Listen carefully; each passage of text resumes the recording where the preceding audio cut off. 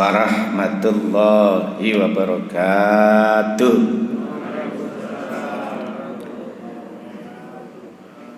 Bismillahirrahmanirrahim. Alhamdulillah alladzi an'ama alaina bi anwa'in ni'am. Asyhadu an la ilaha illallah wahdahu la syarikalah wa asyhadu anna Muhammadan abduhu wa rasuluh. Jamaah sekalian, jamaah salat Aisyah, fa insyaallah kita nanti nyambung salat tarawih jamaah Masjid Al-Hidayah yang sudah memiliki kuncinya surga. Amin ya rabbal alamin. Karena panjenengan sudah memegang kuncinya surga, jangan sampai lepas, ya. Jangan sampai lepas. Kalau lepas, Allah murka. Kemurkaan Allah ini bisa kaji lewat surat An-Nahl ayat 106, 107, 108, 109.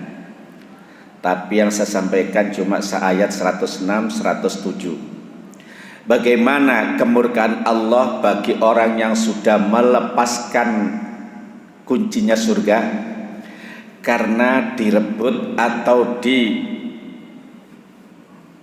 minta oleh iblis. Kemurkaan Allah bisa lihat di dalam surat An-Nahl tadi sudah sampaikan 106. A'udzu billahi minasyaitonir rajim. Man kafara billah min ba'di imanihi illa man ukriha qalbuhu mutma'innum bil iman. Walakin man syaraha bil kufri sadra wa alaihim ghadabun minallah wa alaihim ghadabun minallah wa lahum adzabun azim. Insyaallah artinya mangkafara, siapa yang ingkar mim ba'di imanihi, setelah dia beriman,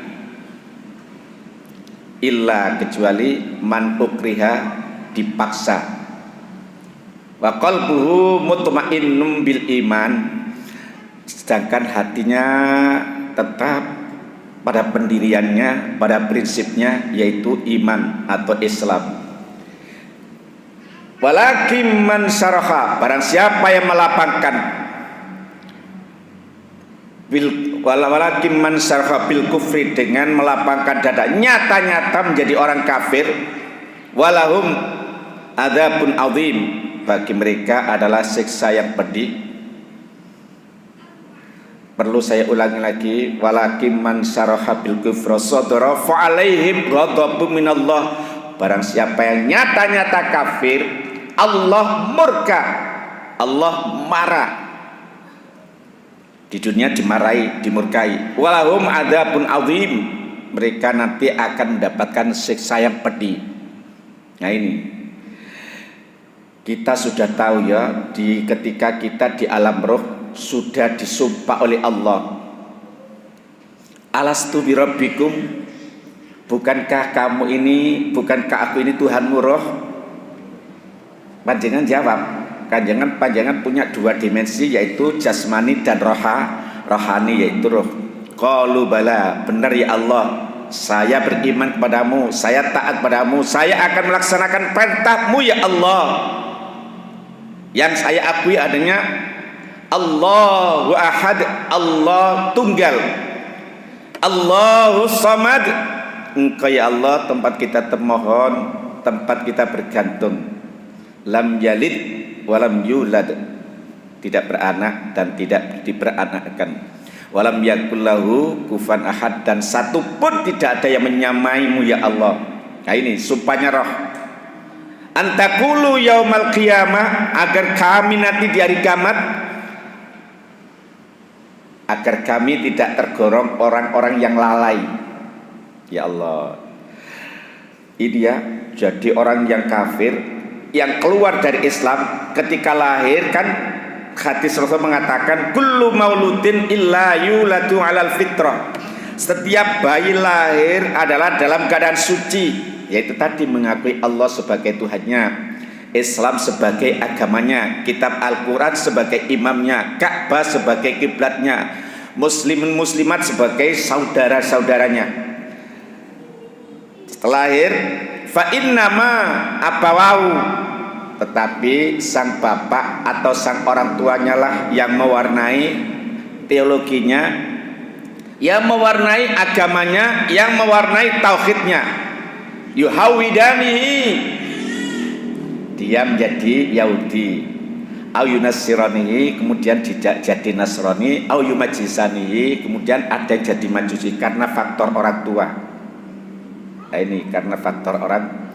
Terus ada orang yang asalnya Islam, lingkungannya Islam, rajin datang ke masjid, 5 waktu dia laksanakan dengan istiqomah, puasa Ramadan nutut, haji sudah laksanakan, pinter, cerdas.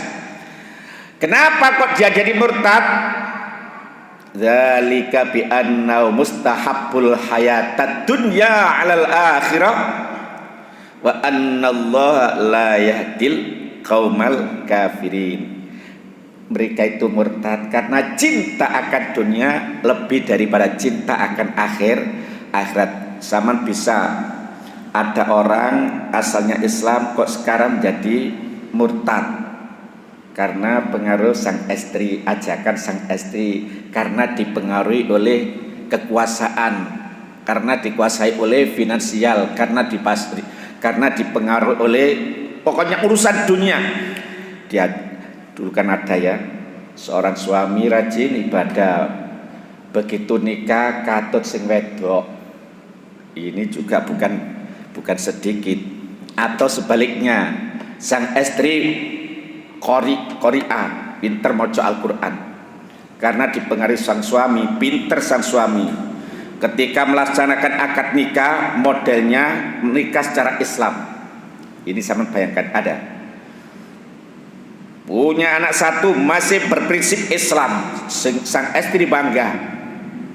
Punya anak 2 masih bertahan. Mulai di tengah perjalanan, Dek, sekarang saya akan kembali ke agama saya. Kamu ikut saya apa cerai? Anak sudah saya akte notariskan, ikut saya, sudah saya ke lembaga yang diakui. Nah, ini harta ini saya wariskan kepada anak dan aku sendiri. Tinggal pilih, cerai apa beda agama. Masya Allah, kalau sang istrinya kuat, ini pernah terjadi.